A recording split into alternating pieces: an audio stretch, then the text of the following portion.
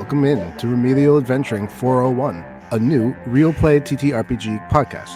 I'm Adam Souza, and I will be your guide through this fantastical journey as your DM. Prepare for an epic tale with 6 adventurers, each bearing the weight of their past failures from their original parties. Now thrown together in the remedial class, they're on a quest for redemption and their elusive adventuring license in the captivating realm of Alorium.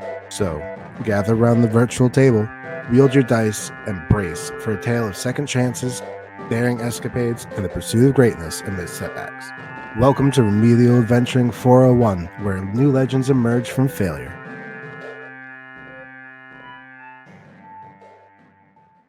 We left off last time with you on a boat in the sky. You, I believe, had a first-class dinner, and that was the end of your first night in the sky. I think I had a first-class dinner, and everyone else had a second-class dinner. Ooh, fine. Put it that way. Well, whatever dinner you had, it was a good one, and that was the first out of many that you're going to be traveling. The next day comes, you've all woken up in your individual suites, however you wanted to rest up, and you're above land still, and as you are going, the weather seems nice, and it's a good day. So it's up to you, because right at basically at this point, you are in a contained area. You can either treat this as downtime, where you kind of don't really do much, but you kind of just what kind of things you might focus on, or if you want to make something to do, you can do that too. It's really up to you. Hollybrook wants to just take a good look around her, since she wasn't really with it the last time we met. Having a good understanding of, hey, what's going on around me? What is this? And what can I glean from just kind of observing the ins and outs of what's happening? Sure, give me a perception check just to kind of look around. Nope. Okay, well, you are inside a ship. You are in your own room in the second class. The space is nice, and other than the fact that you're flying, at least from your standpoint on the inside of the ship, things are, I don't want to say mundane, because they are like nice and fancy, but there's really not much to notice. At least notices she's in the sky then. Oh yeah, you know you're in the sky. And it's interesting because the boat still kind of lisps a bit, like as if it was in the ocean. Like it doesn't bounce, but it kind of like glides at an angle, and then the angle changes and changes and changes. Very similar as if it was in water, but it's in the air. It's falling with style. We're getting like mild turbulence. Very, very mild. How did I get on the boat? By your feet. You walked up a gangplank. Okay. I'm saying I don't think I was. The character may have been there for all of that, but I definitely was not there for all of that. Hollybrook was going through something. Since I burned a building down, we decided we should probably skedaddle. We went to the port, and then we rock, paper, scissors of whether we would get on an airplane or a boat.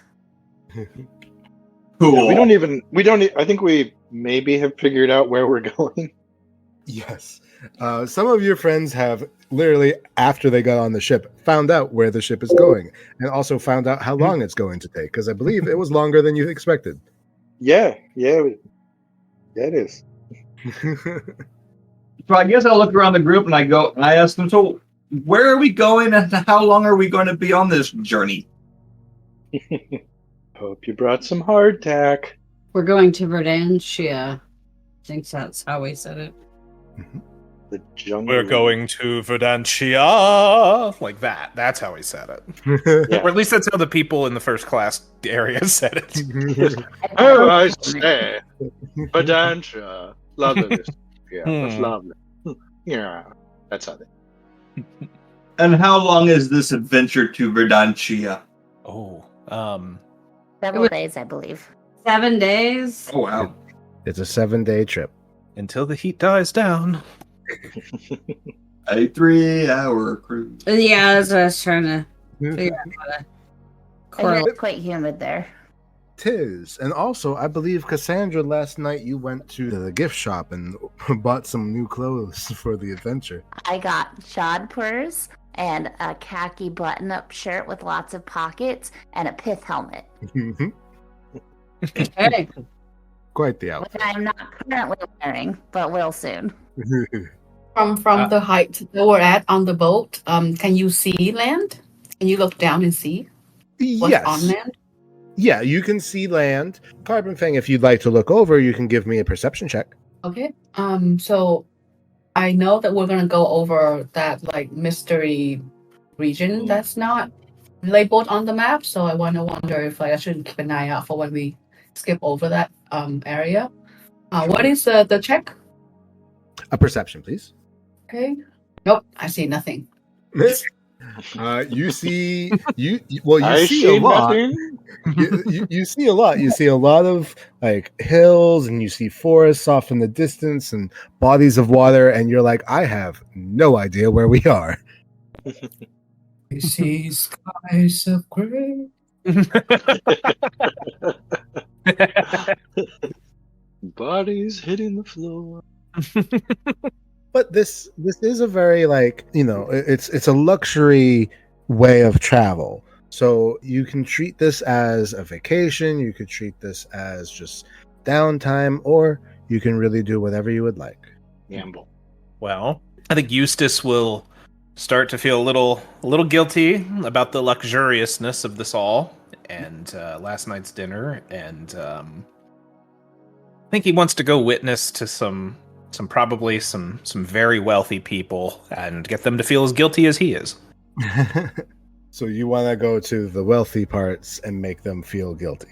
I want to start a kind of just maybe strike up some chit chat with the upper crust and try to shoehorn some very awkward religious quotes in there, and really get them to reconsider their position on what they're doing with their money.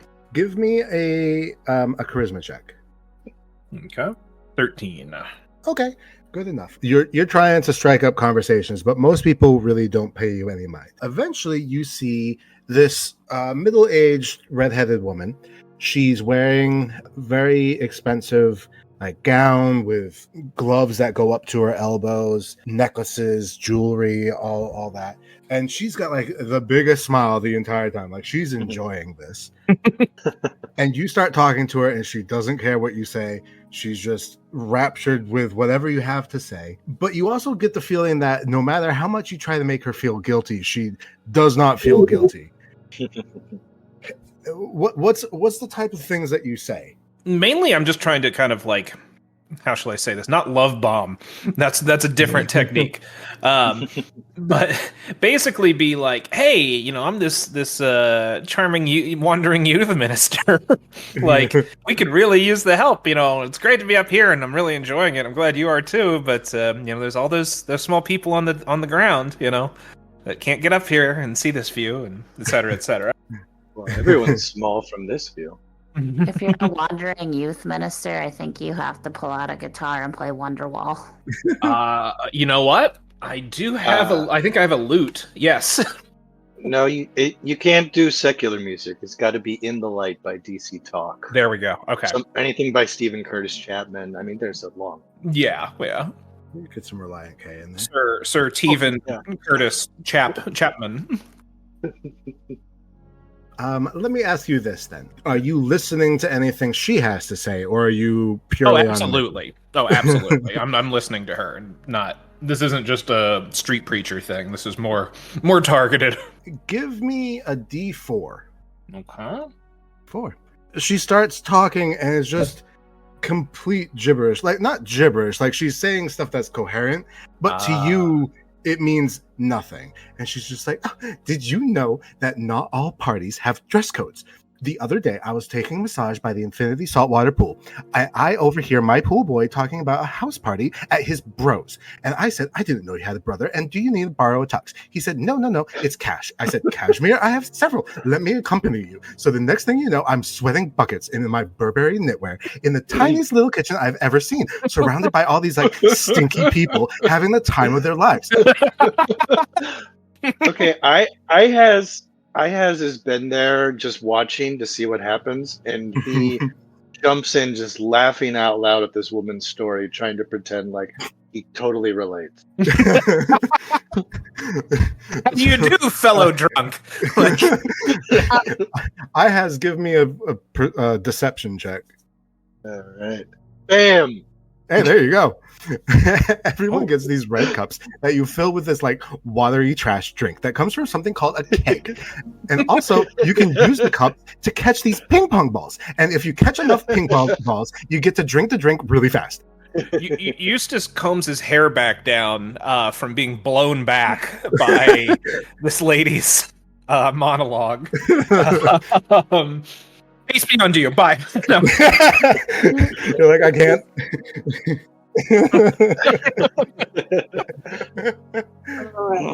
That's Okay, all right.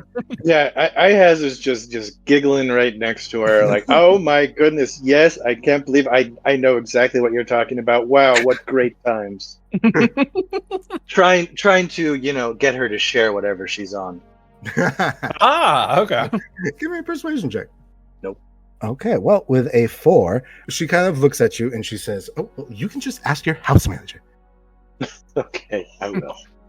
While all that's going down, Carbon Fang, where are you at? I'm still just chilling, looking over the balcony, looking at clouds. Give me a nature check. Anyone? All right, with a 21, as you look out, you can see that you are going over a lot of like deciduous trees at this point, and that's very reminiscent of where you live. But at a distance, you can see that it starts to become more barren, and it becomes a lot of hills, and they lead up to mountains. But that's in the distance, like you're going towards the mountains, but you haven't reached them yet. Is it mostly frowned upon to throw things off of flying vehicles?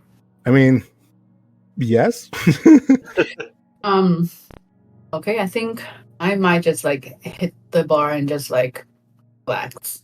Cool. Wait, so when you said that the deciduous trees remind me of home, like as in where I'm from? As in Astoria Prime or Alorium. Ah, I see. So basically, you're still in Alorium right now. Mm. Yeah, because you got a low perception check earlier, so you don't really see anything. Just you can tell by the trees of where you are. Mm-hmm. Hollybrook, you were downstairs originally. Yep. Also, Myrtle. Where's Myrtle? I know I went to dinner. Well, this is the next morning, so. I stayed in my own room, and yeah. Okay. Still in your room? I don't know, what time is it? Morning. I'm not a morning person, but I would probably need caffeine and protein. So I know I went to breakfast. Okay. You grab some breakfast from the second class lounge. It's quite nice, and it's still part of your ticket, so you don't have to pay for it separate. Yeah, continental breakfast. Yeah. As everyone's around, there's really nothing that's striking you in the moment. But if there's something that you might want to like focus on, we can kind of just move in a day-to-day basis until something happens, if anything happens. Basically, in the span of this first day, what types of things are you doing? Are you just focusing on like relaxing? Are you trying to like look at anything, talk to anyone? Well, my line of work is pretty nosy. Mm-hmm. So I'm not gonna sit still so I can be spied upon. I'm gonna still be pretty active and seeing what's going on. I don't want to be caught off guard by anything. For sure. Give me an investigation check just to kind of like throughout the day keep moving, but also keep your eyes open. I'm not a very above board person. All right. Well, you try to like figure out what's happening or if there's anything happening, but the crew on here, they don't really have anything to say, and the other patrons of the second class section of the ship really don't have anything of substance to give you. So you end up just kind of having a day. Hollybrook, what would you be focusing on? Hollybrook's gonna probably not be happy that she's not in first class, but she can't afford first class, so that's gonna kind of sour her mood. But probably try to find somebody her age, maybe same social class, to go talk to and just see what's going on and get the lay of the land this morning to see what's happening. Sure. Any type of person that you're trying to find? Like somebody her age, same status, somebody she could talk to. Sure. Give me a charisma check. With a 13, you meet a man. His name is Percival, and as you kind of start talking to him, he has a privileged upbringing just like you. He's charismatic. You kind of get the idea that he's pretty much just like a socialite. Like, he doesn't seem to do anything, even when you ask him. But, that's fine for him. He doesn't really have much goals outside that. But he's more than willing to talk to you, kind of gossip and chit-chat. But you have made a contact on the ship. How well am I hiding my undead status? You've actually been doing pretty good. And, again, you're not like a straight-up zombie that's walking around. And between your previous roles, because you've gotten several nat 20 performances, and you've also, canonically have makeup and such, you're doing pretty good. Can I, kind of flirt with him to see why he's on here, where he's going? What his purpose is for being on the ship? Sure, give me a persuasion check. Nat 1. Nat 1! You jinxed it. Your teeth fall out as you try to blow a kiss. You flirt with him. It's very quickly apparent you're barking up the wrong tree. And he has no interests. Honey, he's just nuts. And he basically just goes off into the crowds. So that was your day. Can I go find a drink real quick? You can get a drink. That's easy enough. Okay. I'm not used to being such rejected. There's Paul Lind at the bar. Cassandra, what are you up to today? Well, I was watching those dinguses get absolutely steamrolled by that rich idiot. But now I'm just I grabbed a drink and I'm sitting in the first class bar area and kind of just seeing what I hear or seeing if anybody talks to me. Seeing what happens, basically. Sure. Give me either a performance check or a persuasion check. Yeah. Gonna do a persuasion. Okay. 11.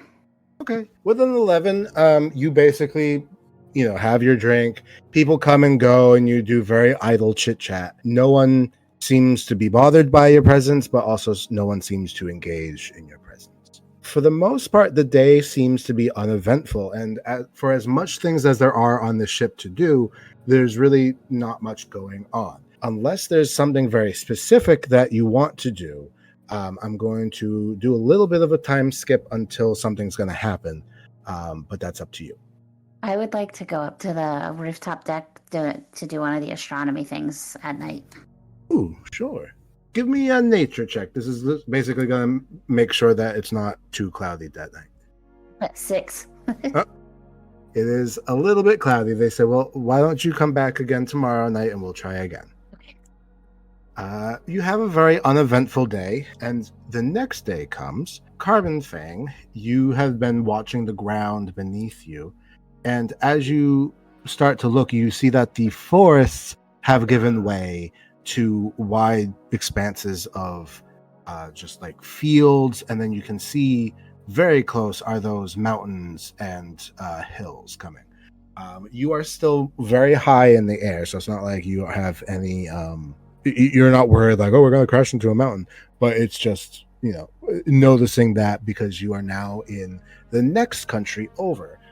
You're not yet in the unknown part, but you're in the next Revoria, I believe it was. Well, can I see any signs of people living civilization?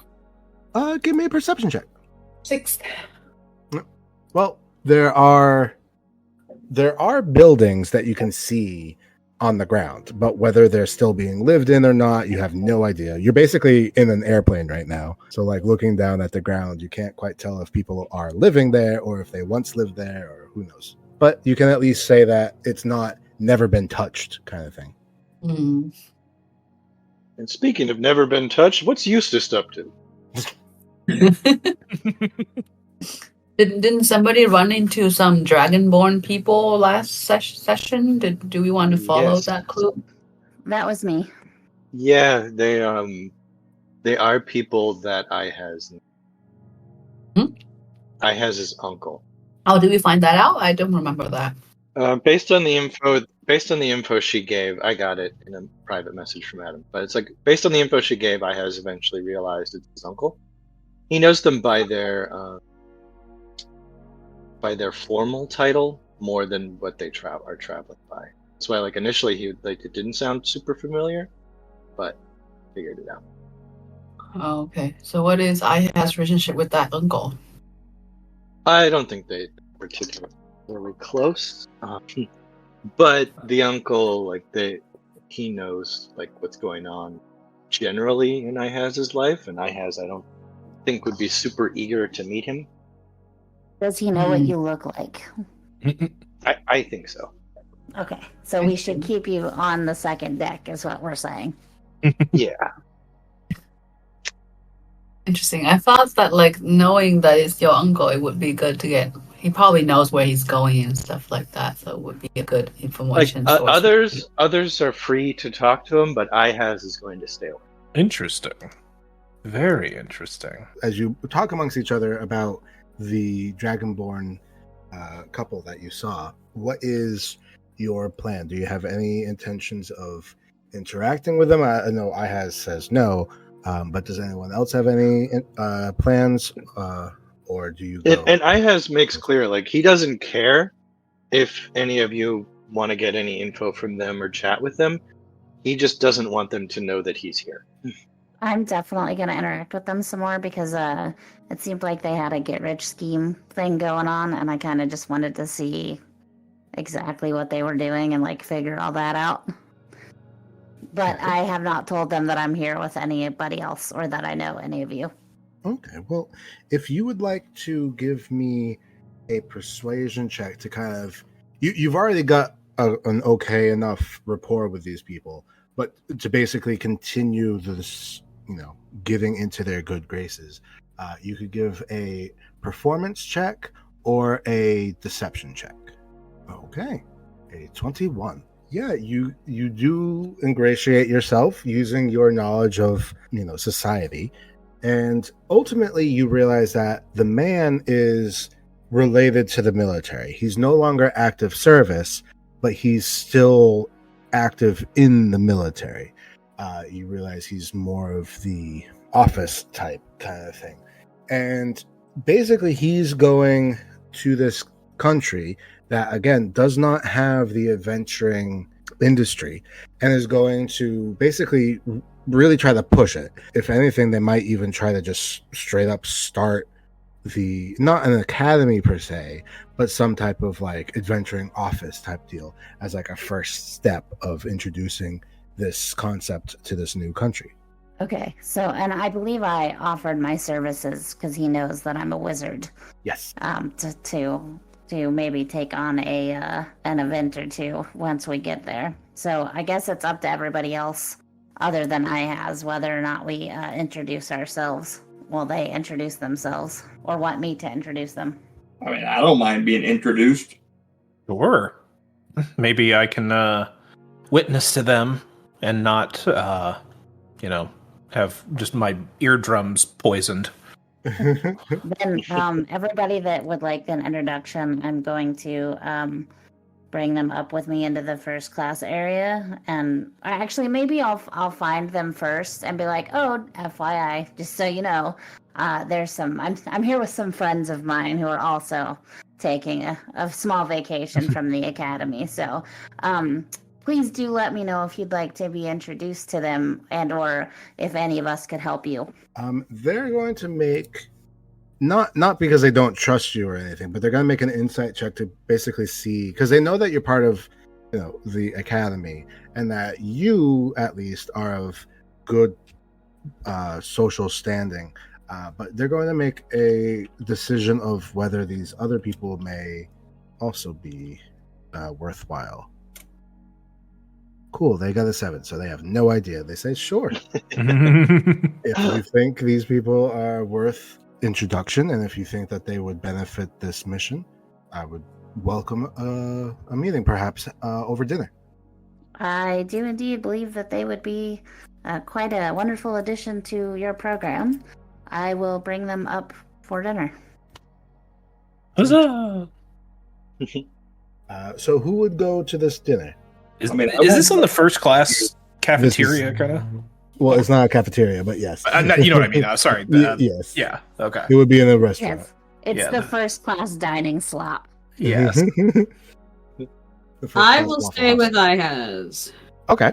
I'll check with IHAS first and be like, he's like, are you sure about this? Like, this could be a good opportunity, but I don't want to like step on toes here. I know you said it, but I'm double checking. Yeah, go for it. And while you're at it, rob them blind if you can. Eustace does a mocking, sure thing, and like, tries to like do a swindle motion with his hands. So that's Eustace. Cassandra, obviously. Let's say Hollybrook won't pass up a chance to go to first class. Okay, so we've got Hollybrook. What about Carbon Fang? Would you be joining for dinner? Yeah, of course. Okay, sure. So Carbon Fang, Eustace, and Hollybrook join Cassandra. Do we know this is like our last day on the cruise? It is not the last day. This is your second full day, which is the third day out of 7. So it's just under half. Okay. But yes, you guys are welcome in for a dinner in the first class department. You are able to have a private booth with this couple. Yeah, so it's a 6-person table. It's already plated.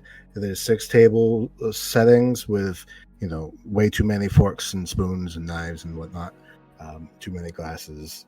But the 2 Dragonborn are actually going to look over at Carbon Fang and also try to make a nature check. Okay, with a 15, they recognize Carbon Fang as a Dragonborn, obviously, but they also recognize they have an idea of her family history just by the type of Dragonborn she is, but they don't say anything. Cassandra, as introductory of your friends to these new people, it is basically up to you to make the introduction. These are my friends from adventuring school. Then I introduce them all by their names and their pedigree if they have one that I'm aware of. Eustace looks extremely happy in the same way the child is if you just gave him a gift because he was just called a friend. Aww. And then I will also say, please forgive them for any social missteps. Not everyone was raised as well as we were. And then I'm going to go get a drink while they all mingle a little. As they do so, Ollybrook, Yes. would you interact with these people? Like, how do you wish to kind of ingratiate yourself with these hosts? Oh, are they paying for the meal? I mean, yes. I would assume Hollybrook would know how to do it. I personally do not, because fine dining is something I know well, honey, let me tell you. Somebody's over here laughing at me. But she would probably just put on her social graces and introduce herself. Or give me a persuasion check to give yourself an introduction that's good but not too good. 15. Okay. They nod their heads. They're like, well, it's good to meet you. Let's see if they know your family. They do not. So they say, well, we do not know the Fenleman family. We're actually not quite that familiar with too many of the high elves, but we do hear good things about that's perfectly acceptable. We're just a humble bunch. Well, what brings such a humble bunch to this magnificent ship? Oh, we're just a bunch of travelers, just a bunch of adventurers out working on obtaining our license and traveling the world. Hollybrook, when you say that, are you talking out your ass or are you trying to be genuine about it? A little bit of both. I'm not wanting to lie, but I'm not wanting to get a lot of information behind it. I'm straddling that line there. I will give you the choice. Either give me a performance check or get a deception check. Oh, I'll probably regret this decision, but we'll try deception. And I have no clues of things in it. Yep, 8. Okay. Give me an insight check. That should be better. Nope. Damn it. With a 4 on the die for a total of 11. They give you like a very inquisical look, like they're confused by something. And I don't know if you even realize it yourself of what you said that's confusing. Uh-oh. But they don't say anything. They say, okay then.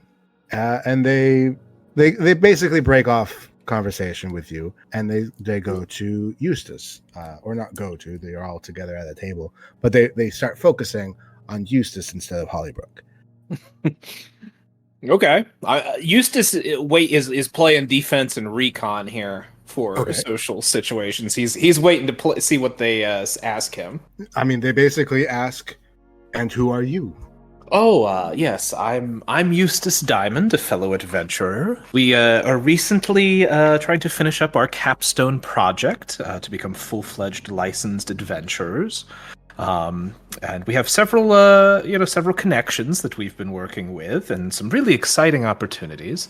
But more so than anything else, my background is that of a driven individual that's looking to benefit an orphanage back home that I was raised in, and that I have connections with. And there's so much out in the world that those little youngsters need to see and be aware of, and it makes one feel good inside to benefit charities, and adventuring is just a way to do that. All right, give me a deception check, please. Okay. Let's see. Oh, hey, nat 20. Nat 20. They accept all of that with no question, and they say, well, very noble goal indeed. But they also basically seem done with you. A nat 20 gets them just done with me? Saying, Which, honestly, probably the best outcome in this moment. Okay, all right. They have a gun under the table. They're going to hit us up for money. As you guys do your introductions, they introduce themselves, you introduce yourselves, and you sit down to a meal. Each of you, I believe, Cassandra and Hollybrook have no issues with trying to fit into a first-class dinner. Eustace definitely is going to need to perform, so I would need a performance check. Okay. Not to haggle, but on a nat 20, Eustace would probably be feeling himself. He'd be in the groove. Sure, I'll give you an advantage. Okay, I'll give you advantage for that. Hey, 17. So with a 17, you're doing pretty good. They obviously know, like you obviously mentioned too, that you're from an orphanage, evidently, and they're like, well, he's doing quite good for someone who has no upbringing. Wow, they're rich then. As you guys sit, there's not a menu this time. Instead, it's just given to you. The food is very high class, and that means that the portions are very small. Especially, I guess, again, I'm going to go to Eustace because you're not used to this. How do you react to basically being given a tiny dollop of meal and expected to be like, yep, this is good? So, internally, Eustace would be like, rub-a-dub-dub, where's the grub? Externally, he is painfully aware of the environment, and so would probably, when in Rome, maybe just see what the other people there are doing and fit in. So he would be like, yeah, it's quite good. Yeah. Okay, sure. I'll just give it to you. You did pretty well with everything else. What I would say is that as you have your dinner and you continue to perform, they're going to start to go from Eustace and Hollybrook now towards Carbon Fang, but they're not actually talking to her, and it's like no rule necessary. They're basically like eyeing her up and trying to get more things from like what she's doing and how she's acting. The three of you, other than Carbon Fang, if you would like, can give me a insight check. Ooh, okay. I'll do one. Wait, who are these people? Oh, hey. nat 20 again, throwing rocks tonight. Dirty 20.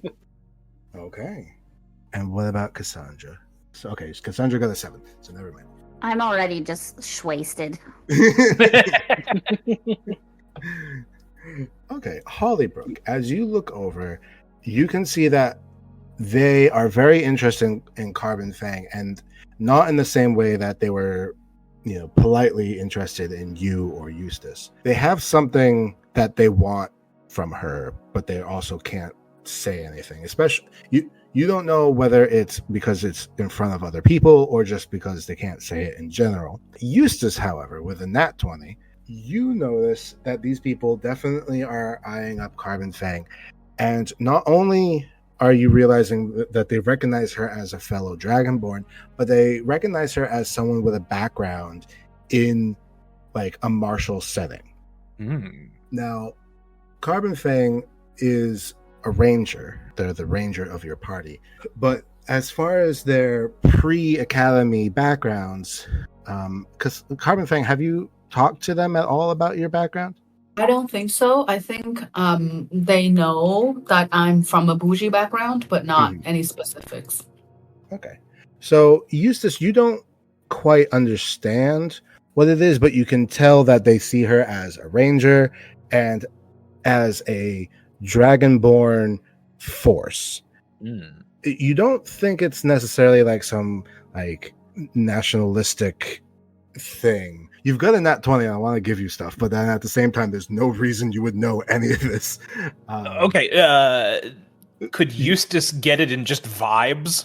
Like, yeah, the vibes are that they want Carbon Fang for something completely separate from what they want from Cassandra or Hollybrook or you. Okay, all right. Yeah, Eustace would probably be able to pick up in that language. Like, okay, they're would this be like, how shall I say this? Would this be like a how certain people would maybe treat like a Secret Service agent or something, like where it's like, or is it more like, oh yes, you can a celebrity to a foundation or a charity? Is it more like predatory?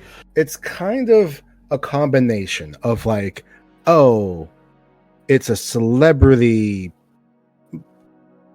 Secret Service member. Like, I don't know how to put it. Okay, so it's how people in like landlocked states think of the Navy SEALs. Sure. Okay, all right. Sure, in a way. Now, Carbon Fang, from you, I would like a history check. I have plenty of history. Oh, and I roll. Hey. Oh, that's a 7 out of 1. Oh, A 12. So one thing is for certain, you have never seen these people before in your life. However, a description that I had given before, and I will repeat again, is that the man is wearing like a suit, but on his suit, he still wears his military pins. And for some reason, you recognize his pins. You don't know from what or from where or from who, but you've definitely recognized the pins from your past experiences elsewhere. But you also notice that they're making it's almost obvious, and to you as players it is very obvious, that they are basically avoiding talking to you, not in the sense of like, oh, we don't want to talk to you, like, oh, you're beneath us, but more like they're saving something for later. Not sure exactly how to put that, but basically that's what you get from them. With that out of the way, for Hollybrook and Eustace and Cassandra, you continue to talk about what their plans are. What I would like is one last persuasion check from all three of you to see if you can get anything special from them. 15. Cassandra got an 11. Okay, so you don't really get much more than they've already mentioned. So what they do is they're basically talking up your academy, they're talking up the industry, they're talking up basically all of adventuring as a whole, and they keep talking about how this country doesn't have adventuring and how weird that is. What I would like from Cassandra specifically is another insight check, but in this instance. All right, a 16. With a 16, you can tell that they're basically like putting on a show. This is something that they've obviously rehearsed, maybe not specifically for you guys, but just like in general. And it comes off very disingenuous, but at the same time, it's like it is what they're going to do. It's just not so much probably the point. that does kind of, pique your awareness. So it's up to you if you want to call them out on that, or if you just want to keep that in your back pocket and continue listening. I think I want to keep it in my pocket and keep listening, because if they think they're getting one over on us, they'll keep trying. They'll keep going. Okay. Cool.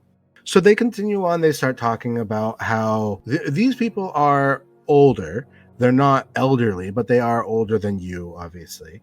They do talk about having gone to other countries to kind of influence the movement of the industry from just being in Elorium to other places. And they also mention that they're not the first and they're not going to be the last. But they make like an economic statement that if the whole world had this industry and the whole world like participated, then it would increase like the free trade, because you could have adventurers going on all corners of the globe and not having to worry about it, because everything's going to be registered basically. So you're not having just some random guy with a sword running around causing havoc, because there would be laws against that. And at the same time, if you were to hire someone to do a job, it's not just like a complete roulette of who you're going to get, because everybody is like, they've got their background checks and they've got their certifications and all that. So like it makes things better in the long run. And they make good points. None of the points that they make are lies or even shallow. They are solid points. Out of character thing that I need to say is these fuckers are definitely in the CIA. Yeah, absolutely. I talked about helping people, and they're like, "Yeah, okay, and let's." They just discover oil wherever we're going. Yes, exactly. They don't mention anything about oil, but it's economic benefits. You don't have to say oil. We know what it means. Free trade. It's free trade, and we'll keep it free by surrounding it with tanks. That's basically the gist you get from this. So what's quickly apparent is that this country is, of course, self-governing and has no full ties to where you are. Wait, this is a jungle country, right? Correct. So I'm guessing it's not oil. It's probably like rubber and banana. It sounds like it's time for a coup. These guys are working for United Fruit Company. These are like mercenary contracts. Yeah. Or palm oil. Yeah. Palm oil. Yep. So, but really, what was United Fruit and Palm Oil except funds for the CIA? Exactly. Yeah. Maybe like here's the thing: they bring up good points. Verdantia could get KFC and Pizza Hut and lose 20 years of their life expectancy, and we get all the money. So yeah, as God intended. Yeah. Well, great healthcare. The one thing I would remind you is that on your first day on the boat, you had talked to people about Verdantia, and a lot of what they were saying was the medicinal properties and the life-extending properties of the plants in Verdantia. Oh boy, yeah, that's right. So it's worse than the CIA. It's McKinsey. Oh my God, it's Pfizer. Yeah. Oh boy. Okay. All right. But yes, basically they try schmoozing you, but I think all of you catch on pretty easily. I guess the only thing that I really need from the group is how you respond. Do you pretend to be all on board? Are you actually all on board? Do you try to say like, oh, I gotta weigh my options? Like, how do you play this? I pretend to be on board. Basically, I want to see how far they'll push this. But I wanna see how we can tilt this to our benefit, because it only seems fair that that's what they're doing. I'm gonna say that you guys, or actually, let me just confirm. Does everybody agree with the sentiment, or is some of you changing? For right now, Eustace is seeing who else is believes that there are weapons of mass destruction. He'll go along with whatever the group decides. Say Holly's kind of looking around, and she wants to jump in, but she does realize that this may be out of her league. But she's definitely trying to pick up on the cues from everybody else. So the day or the dinner ends with a lot of smoozing. It seems like you've made a good impression. It seems like they think that they've made a good impression, and you have your dinner, you have your dessert, and the meeting ultimately ends. Cassandra, of course, can stay in first class, but the others are going to be escorted back down to second class unless anyone has anything else that they'd like to do. Can I roll again to see if the sky's cleared? Sure. Is there any chance that we could check out what was up here before we're escorted out? Like what are you looking around? Oh, just looking around. Sure. Give me. So you're not like Looking for anything in particular. I'm just taking in. I'm like, Uh, let's see what the upper crust. Let's see if they how they live here. a perception check, please. Okay, a 12. Okay. I mean, it's very high class. It's very fancy, but other than that, there's not too much that you really pick up on. Dinner was very nice. It's probably the nicest dinner you've ever had. And first class also seems a definite like step above second class, and second class is already better than really what you've got. They have famous chefs in this area, kind of thing. Ooh, is anyone else still here, or was I the only? I mean, as of right now, Hollybrook and Carbon Fang have not left yet. Okay, I'll ask them. Do you guys anything you guys want to do up here? No. Okay, so it sounds like the second class heads out. For the sky, I'm gonna do a random, or if you can give me a nature check. Mhm. Okay, with a 13. There are some stars out that you can look at, and they also talk to you about some of these other celestial bodies, which are basically other planets. Would you like to focus on other planets, or would you like to focus on a constellation? The other planets. Cool. You see 3 other planets. 2 are relatively large, in the sky at least, and you can already see them as shapes in the sky, and not just like maybe that's a star, but like that's a definite, like it's smaller than the moon in the sky, but it's big enough you can see it. And as they start talking about it, they talk about those 2 planets, and they're basically named after gods, very similar to our planets. Not much special about the 2 that you see. Then there's a 3rd planet, and give me an insight check. Ooh, is it? Does it have apes? Does it have apes? Okay, 18. with an 18. So the person who's showing you the sky kind of like purposely ignores it, and you're Ooh. adamant, and you point it out. You're like, oh, what's that planet over there? Why did this planet embarrass you? It dated my sister in high school. But yeah, you point it out, and eventually they have to like respond to you. And they said, well, this planet, it has a very interesting past. It was named after a god, but we've lost that name to time. Basically, out of reverence to that lost god, we haven't renamed the planet, so we don't really talk about it too much. Yeah, right. Fancy way of saying I don't know. I'm going to say that with your 18 insight check, what he says is correct. He hasn't lied, and it was named after a god. And you can't. Basically, no one knows what that name is anymore. Give me an Arcana check or a Religion check. One of the Okay. Well, +4 on either. Let's do Arcana. The ancient god, forget about it. 13. All right.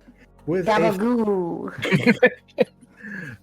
with a 13, the only thing that I would point out is that the lack of a name and things like that, and like the incorporation of a god, you think of like, names have power. That's like an alchemical thing. Names have power. That pops up into your head. You don't know who the heck this was or anything about it, but at least that concept is reminded to you. Maybe it was forgotten on purpose. Possibly. The planet yelled its true name into the woods and got taken by the Fae. Oh god, what if it's the dead star?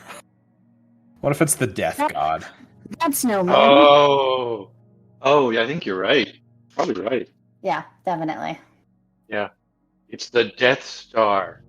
Oh, I mean, it's a planet, but okay. It's no moon. You said it was I no know. moon. It's true. It's true. It's no moon.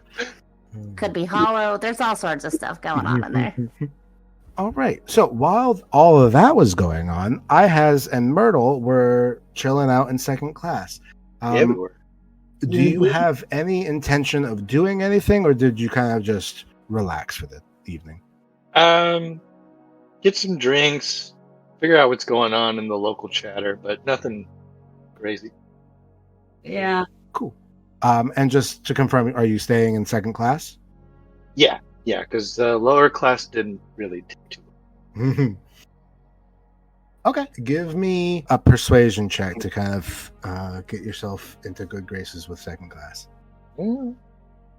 Oh, a 10. Okay, a 19. Myrtle, you get along swimmingly with many of the people in second class. You do better than first class, but they're not. Yeah, I do.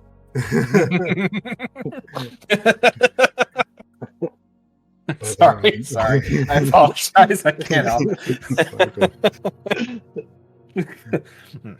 But yes, it's. Ihaz takes not getting glared at. It's a Yes. big plus social. Yes. Basically, they are allowing you to be here, but they are not interacting with you either. Allowed to be here. Whereas Myrtle, you are actually people are being quite fond of you if you would like to be. If you wanted to communicate with people, or if you want to use this to any type of advantage that you would want to do something, you can do so. Or you can kind of save this for later. It's up to you. I'd save it for later. I think Ihaz and I were just really kind of chilling, Okay, cool. waiting for the shit to hit the fan elsewhere, really. So with that, the next day basically ends. So next morning, you are over some hills, kind of in a valley between two mountain ranges. And Carbon Fang, if you can, give me either a nature check or a perception check. I'll do nature. Okay. I'm not doing well with the rolling today. 8. As you look out, the trees kind of stop, and looking at this space, it's very clear of nature. So it's open fields, but also kind of not desert. I don't want to call it a wasteland either. I can't. There's a term for it.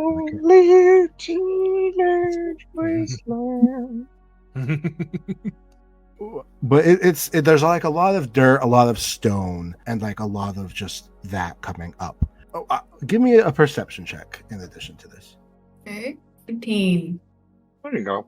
So you know that you're getting to the part where this is the unaffiliated lands, and you see off into the distance at some unknown location what looks to be like a spire, something really tall but really skinny. It's not a mountain.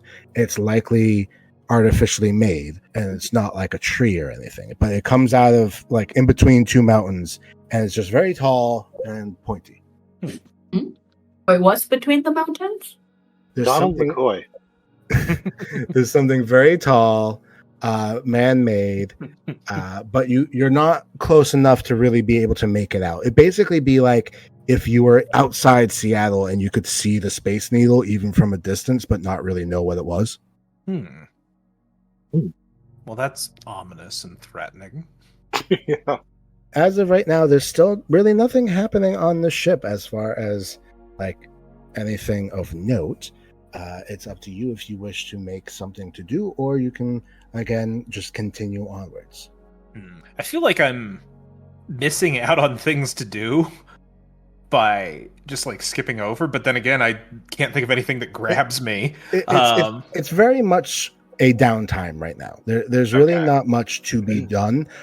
It's really up to you if you're like, oh, I randomly want to do this one thing, in which case, go ahead. But it's Hollybrook wants to go grab a mimosa. For absolute sure, you decide to enjoy your time, and you have a nice drink. There you go. And she wants to just listen to see what the people are talking about. And see if that guy comes back and wants to try it again with him. Will not fail. Okay. No one's Okay, ever not had right. issues with that before. Sure. You know what? Give me a perception check to listen in on the randos. Okay. Better. An 18. You listen around. So people are mentioning, like, hey, we're going to be flying over the unaffiliated lands. So, like, it's known as such. And the what you're experiencing, or no, I don't want to say this. The way that they're describing it is the way that you would describe, like, a ghost town. But instead of just a town, it's like a country. This was at one point obviously a country because people lived here, but it seems to not really be a thing anymore. Whether there's no people here, you're not quite certain, but there's definitely not like a government / military that's worth acknowledging here. Huh. This is where all these Civil War reenactors go. I'm sorry, they're an easy target. I don't know why. But yes. Interesting. So is it like no man's land, kind of? As nobody's claimed it, or Give me a history check, Carbon Fang, to see if you've heard about this place before. A 9. It's not a thing that has never been touched. It's a thing that was at one point very similar to Riveria or even Alorium, but either collapsed or just stopped being what it was. It didn't like blow up. Like there's still, it just seems like abandoned. And where are we when this is happening? Right now, you are literally about to cross the border into this unaffiliated lands. Okay, and we are on the ship where? Like, where's the ship, or where are you on the ship? Where are we on the ship? Well, right now it's a new day, so wherever you want. Okay. You would wake up in your cabin. I was going to try to get information about this decaying, abandoned spire from the night sky guy that was earlier, if he's around up top. I was going to see if I could get Sure. or captain or anybody, basically. Well, I would like you to tell me which one you go to. Okay. You know what? I will let some dice. I have this item of answering dice that I want to use. So how do I use them? So it's a yes or no question. Yep. You ask it a question. You roll a 6-sided dice. If it's a 1 or 2, it's one answer. If it's 2 or 3 or 4, it's another answer. And if it's a 5 or 6, it's a different answer. So it's yes, no, or maybe. Okay, so since Eustace is bored and this is downtime, I think he's going to treat this like a magic 8-ball and be like, should I go find the star guide that seemed to not know things about planets in the sky, or should I go bother the captain that I met briefly and was ushered out of the room? And here we go. Well, it needs to be a yes or no. Oh, should I go visit the star guide? Yes. Yes or no. There's the question. Okay. I got a 4. Okay, so that was a no. No. Okay. So I guess I'll roll another and say yes for the captain. That's a 2. Okay, that was a yes. Okay, captain it is. I've let fate decide. May the will of Joaquin Phoenix guide me. You go to the captain's quarters. Is anyone so again, everybody's got their own space, but would anyone have like met up with Eustace in the morning and possibly gone with him, or is he going by himself? I'll leave that up to them. If anybody else, I think he would probably tell. Like, anybody else want to know about this ominous, weird, phallic object in the distance that's abandoned? I'll go. Ihaz is always interested in phallus. And he's gonna go in dressed up as some kind of like hopper who wants to raise money, going off what Eustace was doing before. He wants to be like this is the person you hand the coins to while he's collecting for the orphanage. That's the vibe. Gotcha. Do you have any type of like costuming or a disguise kit or anything like that? Good question. Pretty sure I do. Ooh. Arrows, hand axe, leather. Oh, I have leather. No, that's the Little Sisters of Belial. That's a different Rope, organization. tinderbox, water skin, Jameson ball, gold tooth. Oh, Yes, yeah, I did get a gold tooth. What is this? The staff of adornment? Nope, that just floats down. Okay. No. In that case, just give me a deception check with disadvantage. Okay.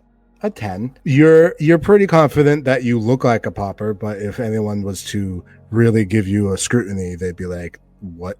No." That's the story of Ihaz is Does Eustace recognize this homage? I think you would. Okay, he will. Being the oblivious, he's like, oh, I witnessed and it worked. yes, it did. It worked. It didn't Gladly work on who I thought it would, but it worked on somebody. All hail Joaquin Phoenix. We'll gladly collect for your orphanage. Oh, thank you, friend. Wow, he's had a banner couple days here. He got a fancy meal. Someone called him a friend. and his sales pitch for generosity worked on another friend. So, all right. So I've got Eustace and Ihaz. Did anyone else want to go? Me. I'm going. Okay. So a small group of you head over towards where the captain is. Eustace knows exactly where to go. Eustace, give me a survival check just to see if you're able to like fully get into this captain's area. Hey, 19. Right. So suddenly there's 4 new people on the bridge. Someone obviously notices, but is also like, okay, they're not attacking and they're just kind of standing there. So they're not at red alert. I'm just picturing like the captain's cabin door on a plane, except it's basically a screen door just blowing in the wind, open and shut. This is now the second time I've just walked in here. This time I brought a group of people. Eustace, since you were here before, give me an insight check. Okay. Hey, 14. The best that I'll give you is that right now he seems stressed out, more so than he was before. We're gonna crash in the unknown land. Yeah, this is like Groucho Marx, like when he spies like a rich old dowager, except this is like gonna pray for him. He needs prayer. And just kind of like his eyebrows going up and down and like doing a jaunty walk over, like ooh, new target to bother. Oh my god! As you do this, the first mate basically intercepts you. Dang it! He did that the first time too. He greets you. He says, Book, flirt with him. He says, love bomb him. He greets you. He says, yes, I hope everything is well. The captain is very busy right now. Can I help you with anything? Okay, so out of character, I switched my note-taking software, and I haven't pulled in all my D&D notes. Okay. I believe this was the same guy as before, and yeah. I'm having trouble remembering his name and the captain's name. The captain had a good name. I remember that. So the captain has a name, but I don't think you ever got this guy's name. Okay, all right. But he should remember me because I believe I took him aside and to the front and did a prayer and made him very afraid. Oh yeah, he definitely knows who you are. Like he doesn't have to ask who you are, kind of thing. So from his perspective, the guy that just like broadcast and spread his anxiety like a contagion in an already tense situation in an unnamed country that apparently the captain is stressed about, just walked onto the bridge with a bunch of his presumably nervous pals. Yes. Okay. All right. So Eustace is going to try to charm him. Because wants to defuse that bomb from going off, and also advertise his services as a spiritual guide in trying times and trying countries. Okay, give me a persuasion check. Okay. Hey, 18. Okay, with an 18, you were just trying to like convince him of religion? I'm sorry. I was trying to convince him, like, hey, don't throw me out. I want to talk to the captain, and I want to pray over this. There's a spiritual need here, and I have validity for being here, basically. Like, hey, there's a reason. Don't throw me out. He's not immediately throwing you out, but he's also not bringing you over to the captain. Now, you're not far from the captain. You're maybe like 20 feet from the captain. He's really trying to like put himself in between you and the captain. Understandable. I guess I'll take a step back with hands up in the air to kind of maybe make sure it's not like, hey, I'm not trying to take over the ship. And then Give me a perception check as well. Okay. Perception is a 6. Cool. Yeah. Never mind. So you see this guy, and he acknowledges the fact that you're backing up and kind of like disengaging for a second. She says, we appreciate all forms of prayer. But again, if you would like to make a prayer, we do have an altar on the deck. To which point I would say, I want to convince him that I was led here by fate to talk to him specifically, the captain, over the spire. Okay. Give me a religion check. Okay. It's an 18. So you mentioned the spire, and he goes, oh, what about it? I say that I had a strong feeling. Boy, I'm going to dip into some. Oh gosh, I'm going to dip into some childhood evangelicalism here. I was led by the Spirit, and sensed an ominous presence over this country and the dark forces that used to rule it. There is something wrong, and I need to put a hedge of protection around the captain and the crew at this moment. So basically, you're saying the prayer that everyone said when anyone went to a public. Yeah, basically. Yeah, basically. Hey, you're going on vacation? Here, say this prayer. Traveling mercies. There, we completed all the buzzwords from that time period. So he takes us all in, and he says, "Okay, but what does that have to do with the turret spire?" So at that point, I turn it around to him and say, I was led here, and there is something about the turret spire. I'm hoping you will provide the other piece of the puzzle. And ask, basically be like, hey, why are you guys worried? I sense the captain was worried. I'll put it in that tune, because that was another thing that people would do. It would be like, I have a premonition, or I sense very obvious qualities that are on your face right now. Give me a persuasion with advantage. Okay. Hey, 24. Cool. So he says, yes, we are in, I guess, not uncharted waters. One, we are not in waters, and two, we're not uncharted, but we are in an area that is not under the control of any of our established governments. Even technically flying in Verdantia is already stressful enough with a government that we don't have full relationships with, but in an area with no government, we don't quite know what to do. However, if you would like to discuss the castle, please, I'd be more than willing to take you out of the bridge, and I can speak with you as much as you like. Yeah, I think that'll work. I mean, my main goal here was that the spire freaked me out. And instead of dealing with it and coping with it, he decided to spread his anxiety to everybody around. Yeah, I think that'll work. While this conversation is happening, friends of Eustace, is there anything that you want to do, or do you kind of just go with it? I say let's go with it. Yeah, I has it just going with it. He's been occasionally putting his hands together in a prayerful motion and bowing, and just going through the motions of looking like he's a congregant. Sure. Okay. So he takes you out. You're standing now outside the bridge, and he says, yes, what kind of information can I give you about the castle or the spire or anything that you're interested in? Could you start with why the captain looked so concerned specifically, or was he specifically worried about the spire or the country, like you just said? Is there any history around the spire, any conflicts or wars or bloodshed around it? Nothing recent. Honestly, for both of our lives, this place has been unaffiliated. Things happened a long time ago. At that point, Eustace would be like, what kind of things? Well, it's not exactly known, or at least I don't know. You hear things, and it doesn't seem like there was one thing. It seemed just to be a societal collapse from many different reasons. Sometimes, things just went wrong, and then when things are tied up with each other and you need A and B in order to get C, if A falls down, so does C. And then without C, then there goes B.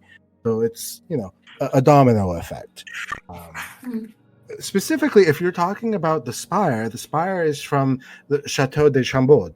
It's a old castle. It will actually be very close to it tomorrow if you'd like to take a closer look. And it's very interesting. It's completely overgrown with what looks like briars. We've never gone down close enough to really get a good look at it, but it's definitely got like these twisted point. It looks very sharp, like briars or brambles. But yes, you'll definitely get a good look at it tomorrow if you would like.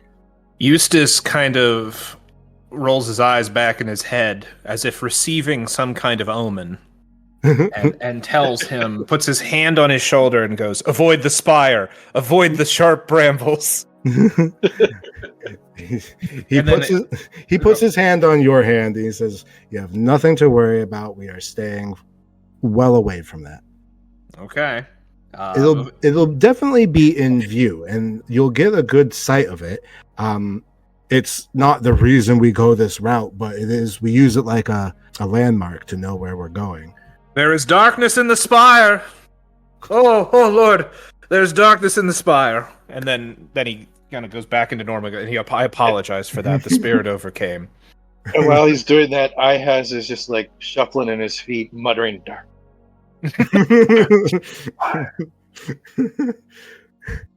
And I want to be clear, out of character here. Eustace has creeped himself out and therefore is trying to influence to get away from the spire that he might genuinely believe is a creepy omen.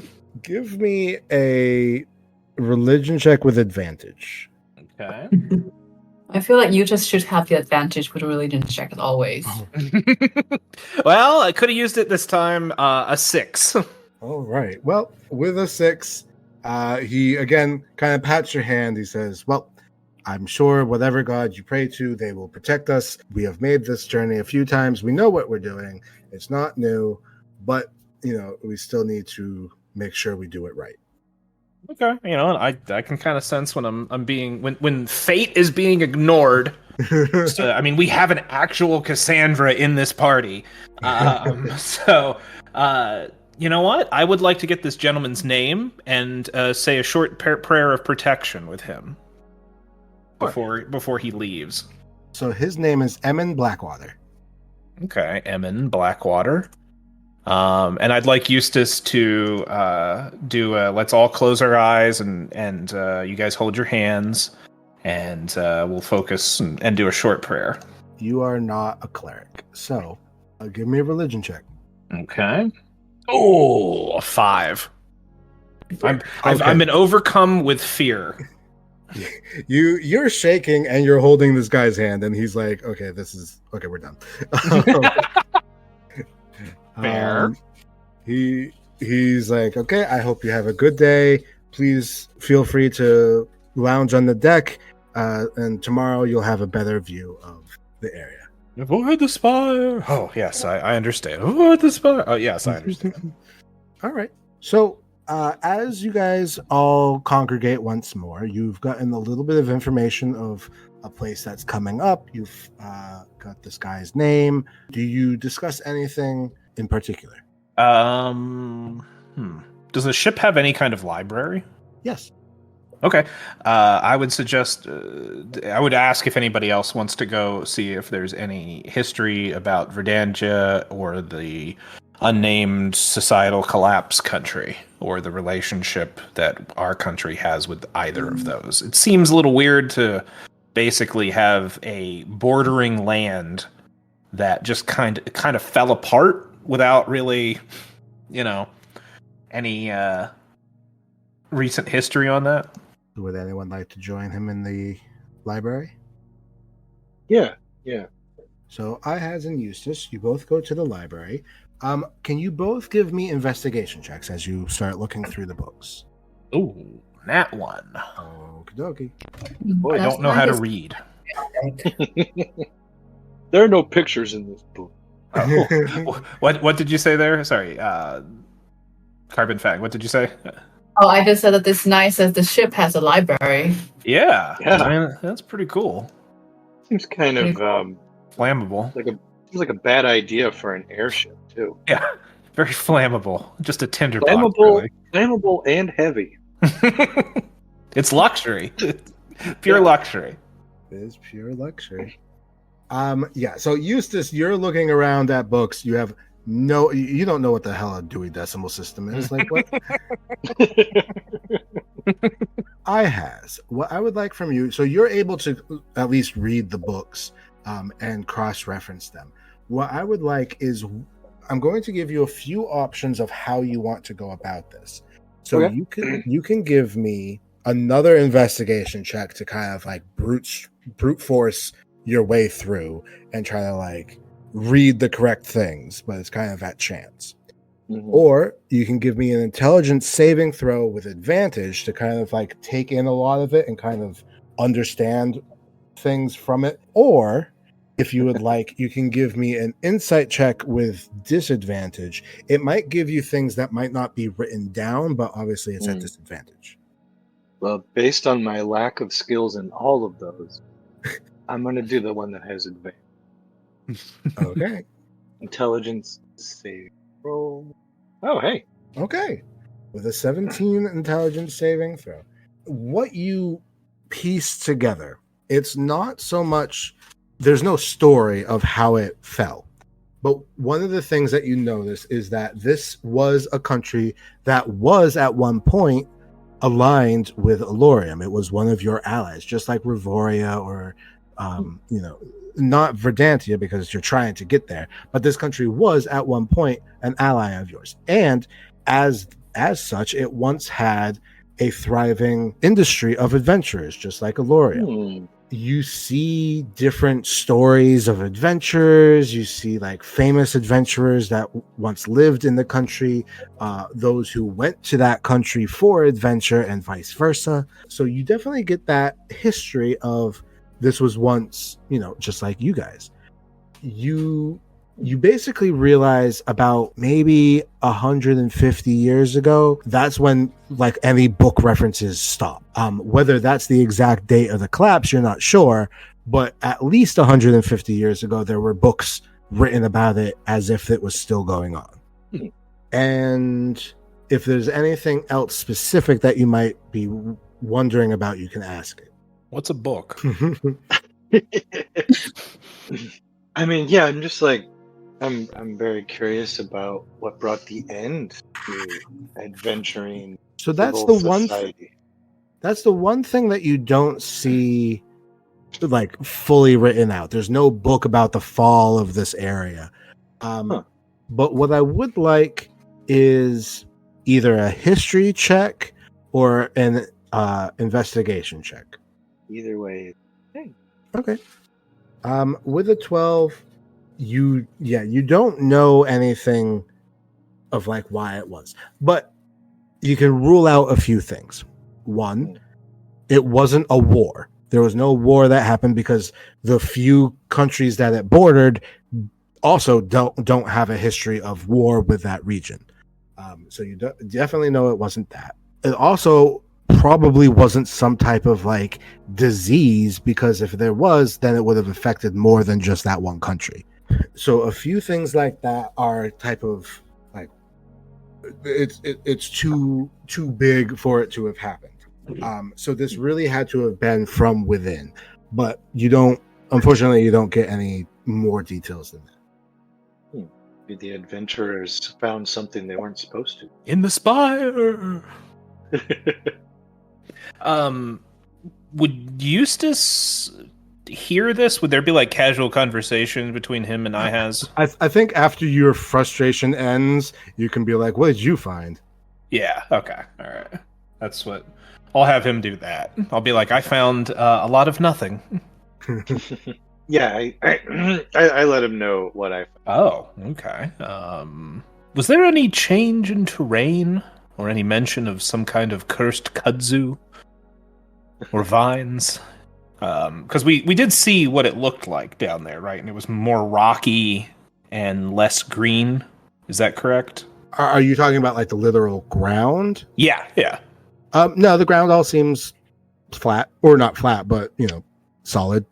Okay, but it's like, it's not like wasteland. For some reason, I thought you had said something about that. So I didn't want to use the word wasteland. It's not tundra. It's like scrublands, like small, okay, short bouts of grass here and there, but a lot of dirt and a lot of rock.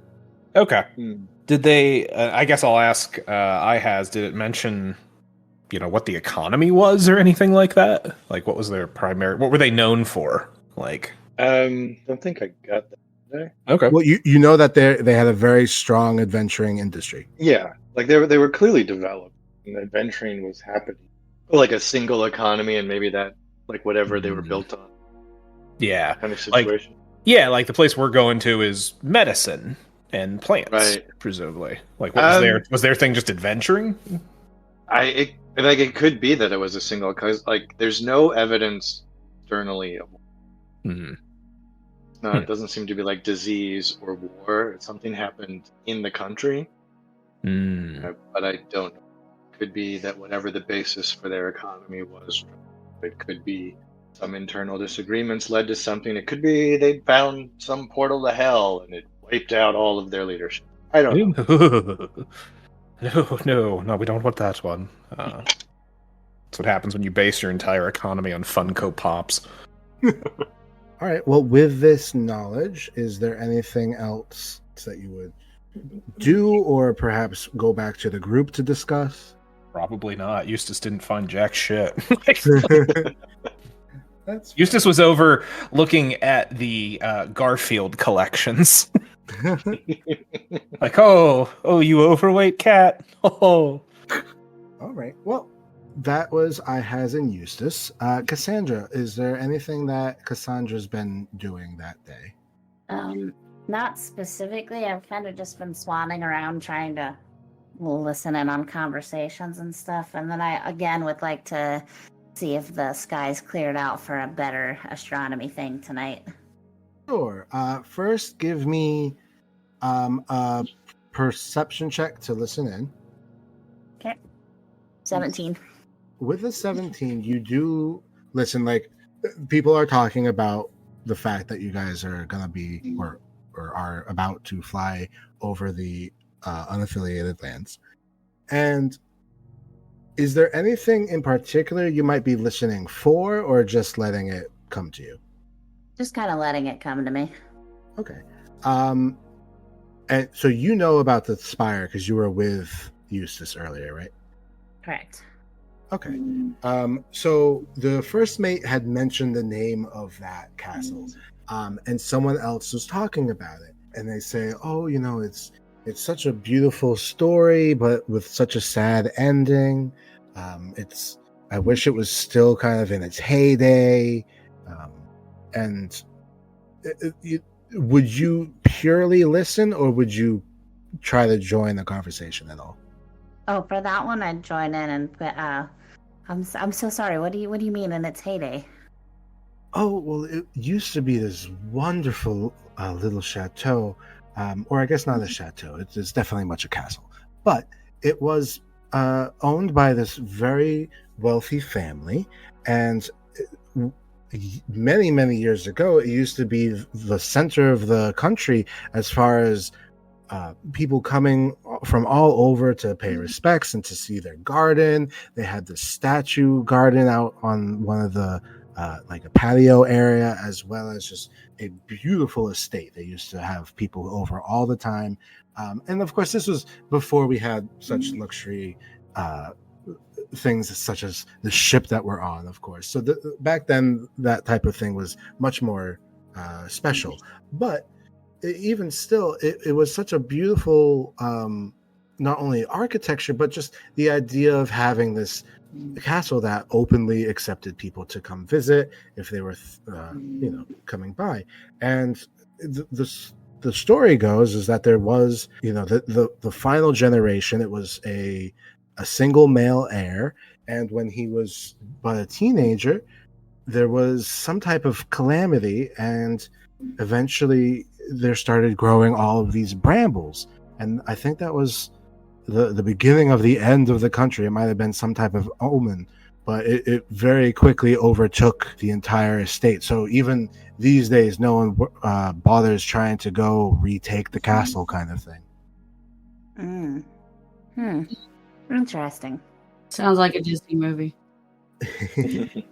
With a 21, one of them is also going to bring up a little bit of detail that you haven't gotten yet. And they say, well, someone had told me that during the springtime, and this is like during your springtime, you can see that there are flowers that grow on the brambles, even though that they are just thorn bushes.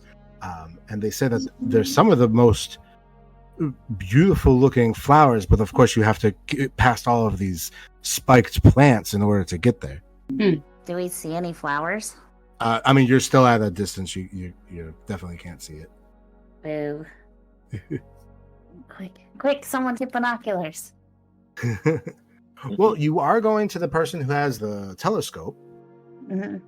So if you'd like an early peek, you can do so, or you can go the next day. I think I'd like an early peek. Sure. Give me a persuasion check to basically have him let you use the telescope to look outwards as opposed to upwards. 7. Okay. He says, sorry, unfortunately, the gears don't allow the angle to go that low.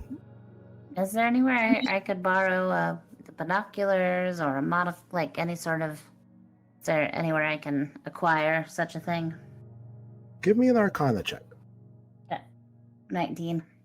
Okay. With a 19, you definitely know that there are ways of like magically increasing your eyesight. And especially on such type of a cruise ship as this, there would be some.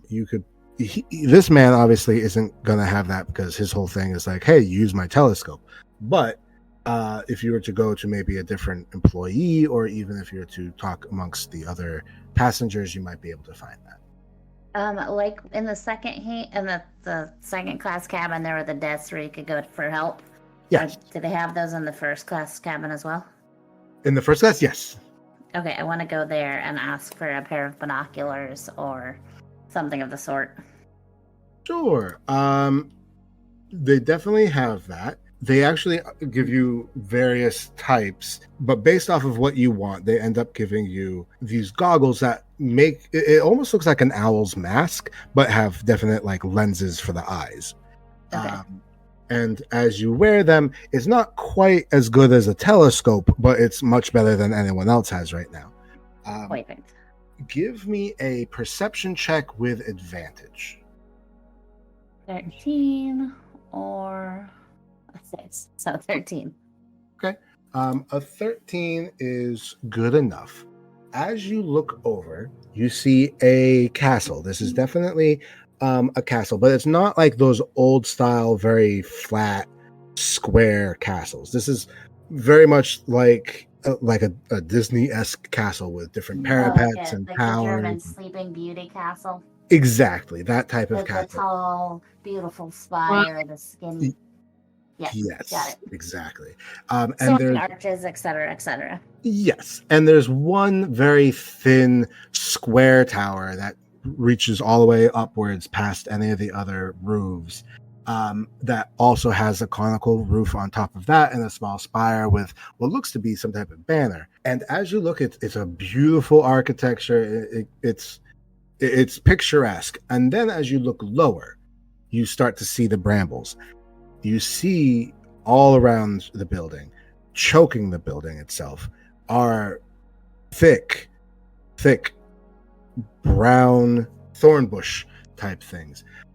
There's pouring out of the windows. You don't know if it's going into the window or out of the window, but you see all around the lower portion. The tower itself is by itself and not affected by these briars.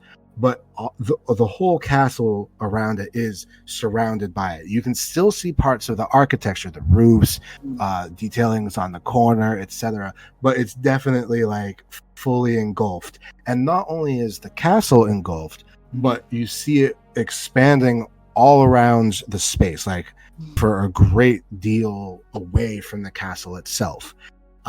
The castle is also nestled in the foothills of a mountain. Lower than the foothills is a more flat area, and you see a small village.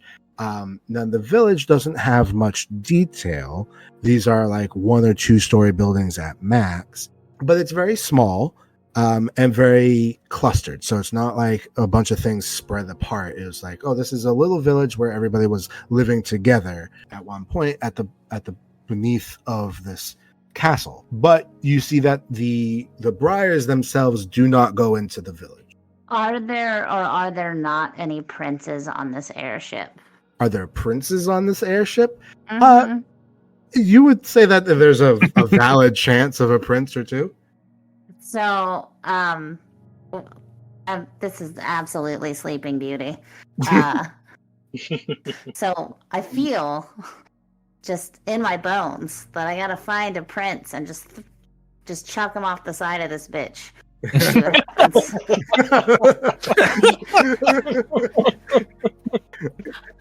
I love that idea. Because if he's really a prince, he should be able to figure out how to fly, firstly. Secondly, the whole point of that story was someday your prince shows up. Occasionally, he needs someone to kick him off the side of an airship. And then the spiky brambles cushion his fall directly through his chest and arms and legs. Well, you aim for the spire. Well, you are still at quite a distance, so tomorrow you'll be close enough to push a prince into the castle. Excellent, thank you. Would anyone else have gone with Cassandra at that point? I don't know. I don't think you would have, because you would have been. I was with the books, yeah. Yeah, so it would have either been Carbon Fang or Myrtle, if anyone. Yeah, Okay. Cassandra, would you have shared your mask to be like, hey, look at this? Yeah, absolutely. Myrtle, give me a perception check with advantage. Okay. A 17. So with a 17, you basically get the same thing that Cassandra saw, but you also do see little red buds here and there. So you do think that there are flowers on this brambles. Mm-hmm. But again, you're kind of far off, so it's a little hard to see. Okay.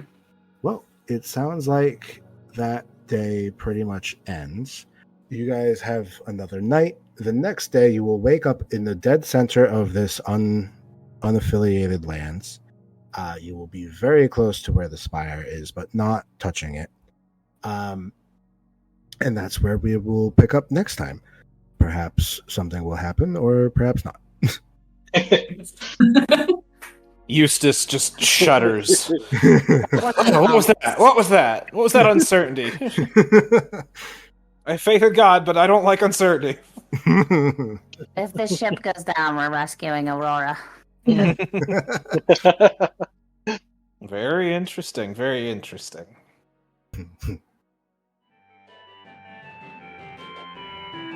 Thank you for listening to Remedial Adventuring.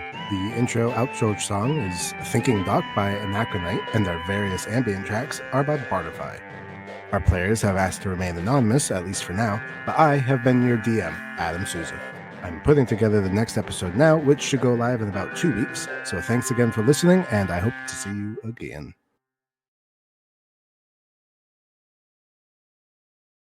These fuckers are definitely in the CIA. Yeah, absolutely.